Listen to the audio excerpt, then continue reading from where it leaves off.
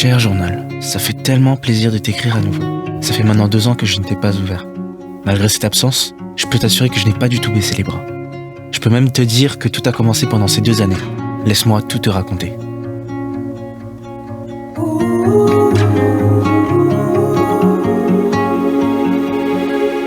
Pour reprendre là où on s'était arrêté, j'ai commencé à faire de la vidéo par pure passion avec le caméscope de mon père. En 2012, j'ai rencontré des danseurs grâce à Twitter et j'ai commencé à faire plein de visuels pour eux. Ces danseurs-là m'ont présenté à leurs amis chanteurs et j'ai alors fréquenté des studios de musique pour faire des vidéos making-of. J'ai adoré l'ambiance. Et puisque depuis tout petit je faisais du piano, j'ai commencé à proposer mes idées et à faire partie du processus musical. Ensuite, j'ai rencontré plein de personnes dans l'industrie, j'ai commencé mes épisodes de Cher Journal et depuis Blackout. Je n'ai plus donné de nouvelles. Pour comprendre mes choix, il faut savoir que j'ai rejoint une école de commerce très réputée en 2015. Je n'aimais pas du tout cet environnement. Mes activités dans l'industrie de la musique se trouvaient de plus en plus entravées.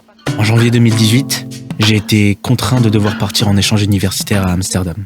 Loin de mes projets, loin de mes ambitions, loin de chez moi. C'est la fin d'une période et j'ai l'impression de vivre 2 vies parallèles en ce moment. Là, je me retrouve face à un dilemme. ESSEC m'envoie à Amsterdam dans un trou paumé et j'ai l'impression que je vais devoir faire le choix difficile de mettre de côté l'ESSEC. Et donc voilà, je me retrouve avec une fin d'une étape sans le début d'une autre. Et je sais vraiment pas. Là, dans 1 mois, c'est le flou le plus total. J'y suis allé 1 semaine et je ne me suis pas du tout senti à ma place. J'ai délibérément choisi de retourner à Paris, prétendant que j'avais eu l'autorisation de l'école de suivre les cours à distance. Je savais pertinemment que cette décision allait mettre en péril ma scolarité, ainsi que mes relations familiales. J'étais dans le déni vis-à-vis de tout cela, mais je savais que ce choix allait me mener vers quelque chose que je voulais dans ma vie. C'était une des semaines les plus difficiles de ma vie. Malgré mon désir d'être productif, mon ordinateur était tombé en panne, me laissant sans aucun outil de travail mis à part mon téléphone. Mon ordinateur ne marche plus. Cependant, il s'est passé quelque chose d'assez extraordinaire. J'ai gardé la tête haute et décidé d'utiliser ce seul outil pour initier un projet d'envergure. J'ai créé mon premier projet cross-média en quelques heures qui s'appelle Runaway.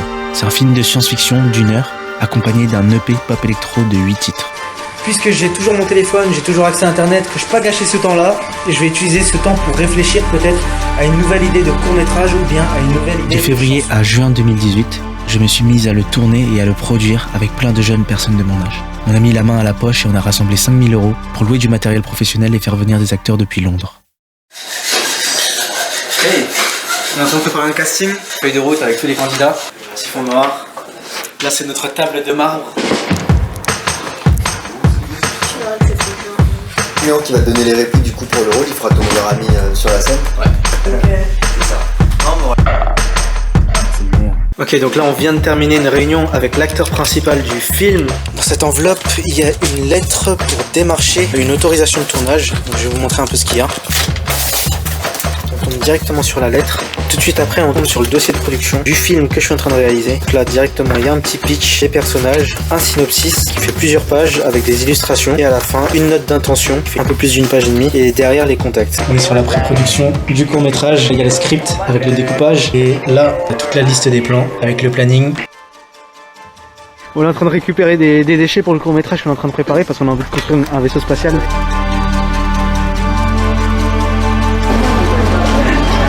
On vient d'acheter notre soucoupe blanc. Regardez comment on cherche une voiture là. Regarde-moi ça. On se voit pas. Antoine il me parle mais on se voit pas.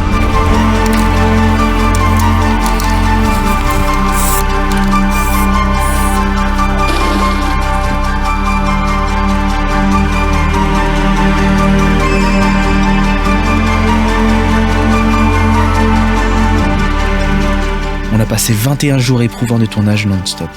Je vous avoue que ça a été bordélique, très peu de personnes avaient de l'expérience et on s'est débrouillé comme on a pu. Ok, donc on vient de sortir d'une journée de tournage très stressante. Il n'y a plus beaucoup de cohésion d'équipe.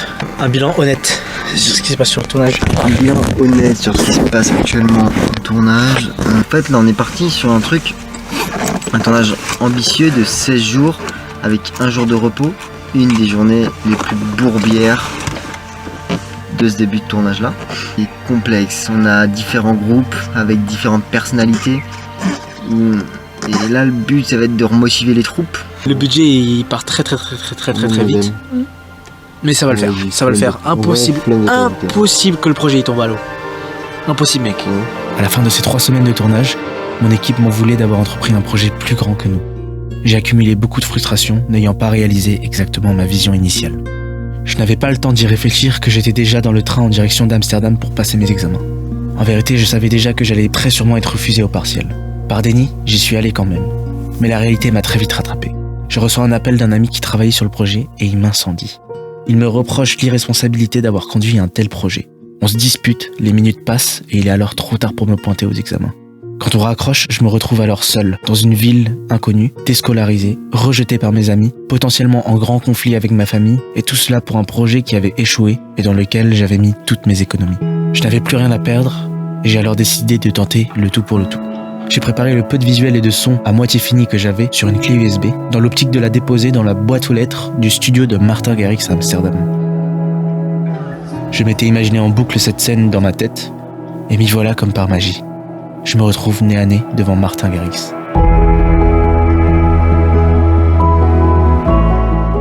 On papote, il trouve ma venue audacieuse, mais reste très curieux. Il me fait visiter son studio, il me présente à son équipe, on se met à écouter ma musique, encore très maladroite à cette époque. Il me donne un feedback très honnête et constructif. Il est bluffé par l'ampleur du projet que j'ai entrepris, et par mon ambition. Les titres et les visuels n'étaient qu'au stade d'ébauche et il ne pouvait pas s'engager à collaborer avec moi. Néanmoins, on a beaucoup parlé et nos discussions ont été très épanouissantes et m'ont fortement redonné espoir à un moment où j'avais l'impression d'avoir tout perdu. Et pour ça, je suis très reconnaissant envers lui. On a gardé contact à travers son équipe et promis, je le recontacterai uniquement lorsque j'aurai un projet entièrement terminé. De retour à Paris, je prends du temps pour me retrouver avec moi-même et avec du recul, je retisse les liens avec mes amis. Je prends conscience des défis financiers qui m'attendent. Je m'instruis alors par tous les moyens sur l'immobilier. Je scrute les annonces tous les jours. En octobre, je me lance enfin et je réussis à convaincre une banque de me suivre sur une bonne affaire. Et c'est ainsi que je me retrouve à 20 ans propriétaire d'un immeuble sans aucun apport financier. En même temps, le projet musical solo de Nilusi commence à se concrétiser suite à sa participation au groupe Kids Unity. Elle désire de plus en plus s'émanciper pour s'épanouir artistiquement sans contrainte. J'avais déjà l'ambition de créer un label musical, on a donc naturellement décidé de le monter ensemble. C'est ainsi que Glim Records est né, juste avant mes 21 ans. J'ai déménagé à Paris et j'ai définitivement tiré un trait sur mon diplôme. Ça remballe tout. On est en train de déménager, on a l'impression qu'on part en tournée. On est de retour dans les travaux, ça va Loïc? Donc on est de retour dans les travaux. On a posé toute la première couche de plaques. Et là on est sur la deuxième couche. On est en train de faire les découpes, c'est pour ça que je suis tout blanc, je suis vraiment tout sali. Et là j'ai entamé une tâche, ma foi bien difficile, et de couper à la scie à main plaque de plâtre tout en longueur. Oui, vas-y. Kylian est en train de retoucher les erreurs causées par Julien. On est quelques jours plus tard, on a fini de faire les enduits, on a tout poncé. On est en train de faire la première sous-couche de peinture. Donc là on est un peu beaucoup dans le studio. Tuto peinture avec Loïc, étape 1. Étape 1, tu mets le rouleau dans le pot, Ok, étape 2. tu mets sur le mur. Merci Loïc. Yes, salut. Maintenant, tous ceux qui vont dans le studio, qui respectent le plafond. Qu'est-ce qu'on reçoit là? Le studio. Aïe aïe aïe.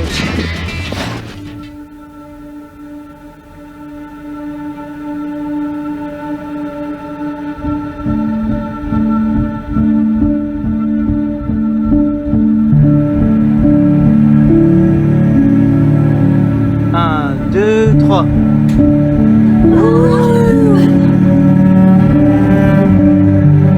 Mon seul regret à ce moment-là était de ne pas avoir été honnête avec ma famille. Je leur ai expliqué mon choix et je leur ai dit toute la vérité. Et aujourd'hui, ils m'ont pardonné. Et malgré le fait que mon monde est si éloigné du leur, ils me supportent à 100% dans mes ambitions. Et pour ça, je leur en suis éternellement reconnaissant. Nili et moi avons rassemblé des jeunes de notre âge qui avaient la même vision que nous et qu'on avait rencontrés tout au long de nos parcours respectifs. Ce sont des passionnés de l'image, de la musique, des gens talentueux en management et en communication, mais surtout une équipe en synergie et très ambitieuse. Parti initialement sur un projet musical, on s'est vite rendu compte que notre potentiel de création allait bien au-delà de cette seule discipline. Voulant bousculer les normes du divertissement, on s'est alors amusé à expérimenter de nouveaux formats de storytelling, de nouveaux supports créatifs. Glim Records est alors devenue une société de production cross-média, mélangeant les disciplines artistiques comme commerciales pour instaurer une nouvelle forme d'art hybride. Pour les nouveaux singles de Nilusi, on a réalisé un triptyque mélangeant cinéma et musique. Je veux, au-delà et droit vers demain. J'ai réalisé un court-métrage de science-fiction de 5 minutes mélangeant un titre électro, que j'ai tourné en un jour à Tokyo avec des acteurs japonais. Ce projet, cette équipe, mais surtout la vision singulière de l'art et du divertissement que l'on défend, m'ont donné l'opportunité de voyager aux 4 coins du monde et de la France. Etretat, les Alpes, la Côte d'Azur, les États-Unis à plusieurs reprises, la Réunion et prochainement la Corée du Sud, l'Islande.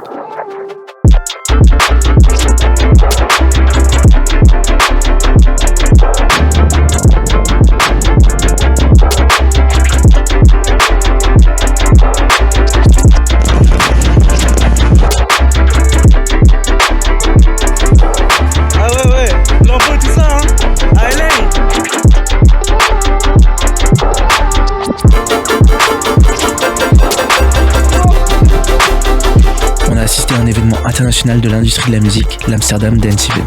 Grâce à nos capacités de networking, on a tissé des liens avec des professionnels de l'industrie à Amsterdam comme à Paris. On a rencontré plein d'attachés de presse, de managers d'artistes, de labels partenaires, de tourneurs, d'éditeurs, de personnalités comme DJ Snake, Kaigo, Sanolo, Hazard, etc. Aujourd'hui, nos partenaires croient fort en notre vision et travaillent d'arrache-pied pour la défendre à nos côtés. À Los Angeles, j'ai vécu la vie des strass et paillettes, le rêve américain, j'ai rencontré des gens qui baignent dans le show business. À Amsterdam, tu l'aurais compris, c'est une ville qui tient une place spéciale dans mon cœur. Les expériences que je vis là-bas sortent toujours du commun et sont toujours très déterminantes dans ma vie. J'y vis mes pires journées, mes leçons les plus dures, mais aussi les rencontres les plus épanouissantes. À chaque fois que je reviens d'Amsterdam, j'en suis grandi. Et pour célébrer mon amour pour cette ville, j'ai fêté mon anniversaire là-bas.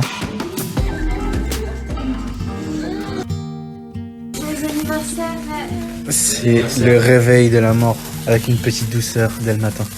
C'est toi, Henrik, la douceur. Et j'ai amené toute mon équipe là où tout a commencé, devant l'appartement dans lequel j'ai écrit Runaway. Petite virée nocturne le jour de mon anniversaire, dans cette rue symbolique pour moi, c'est là où tout a commencé. C'est exactement dans cet appartement, tout en haut, que j'ai su que j'allais quitter mon école. C'est là-dedans que je l'ai appris et j'ai décidé d'écrire aussi mon long métrage. De ce long métrage là, j'ai fondé mon label, Glim Records. Hyper nostalgique, même si ça fait que 2 ans, c'est un endroit hyper symbolique et hyper important pour moi. Et j'ai amené la team ici pour faire un peu l'histoire de Glim, pour qu'ils sachent un petit peu le background. Los Angeles, c'est ma meuf. Je vais forcément la retrouver un jour. Paris, c'est ma maison. Amsterdam, c'est comme une grande sœur. Après avoir accumulé plus de maturité à travers ces nouvelles expériences, on a entrepris de remettre sur pied le projet Runaway qu'on avait délaissé. On a alors rappelé notre acteur principal et tourné 1 semaine à Paris avec lui.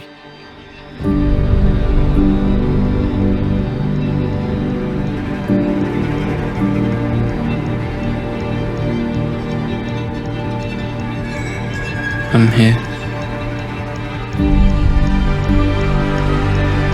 waiting for the sun to rise.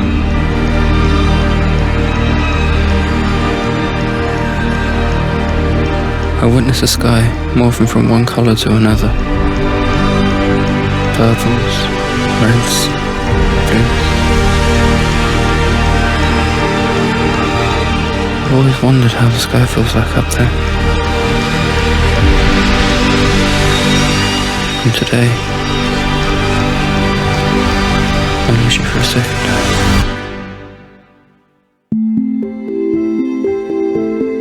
En même temps, on a entamé un nouveau projet cross-média d'ampleur pour le projet Denis Luzy. Un film d'1 demi-heure de science-fiction avec un EP de 7 titres, le tout présenté en live dans un spectacle au mythique théâtre du Trianon à Paris le 20 mars 2020. Danse, motion design, scénographie, light design, cinéma, musique, un condensé de disciplines artistiques pour un spectacle unique et une façon innovante de raconter un récit. So where are you from? It's a complicated story. Cependant, la pandémie de Covid-19 a immobilisé toute l'industrie et nous avons dû annuler le spectacle du 20 mars et repenser entièrement le lancement du projet Humanoid qui aura lieu très prochainement. Je ne vous en dis pas plus sur ce qu'on vous réserve. En 2020, nous faisons face à nos premières réussites et surtout nos premiers défis. Je ne peux pas assez exprimer la fierté que j'ai pour notre équipe qui devient de jour en jour une famille. Nous entamons depuis ces 2 dernières années la concrétisation de toutes nos plus folles ambitions projetées depuis des années.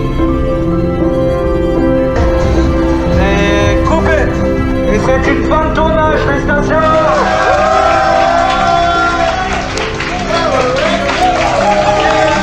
Concernant le chat journal, Je reviendrai t'écrire très vite.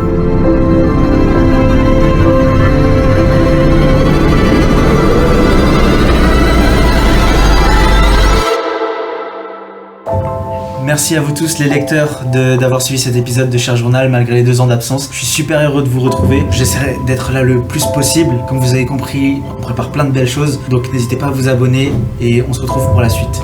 Ciao.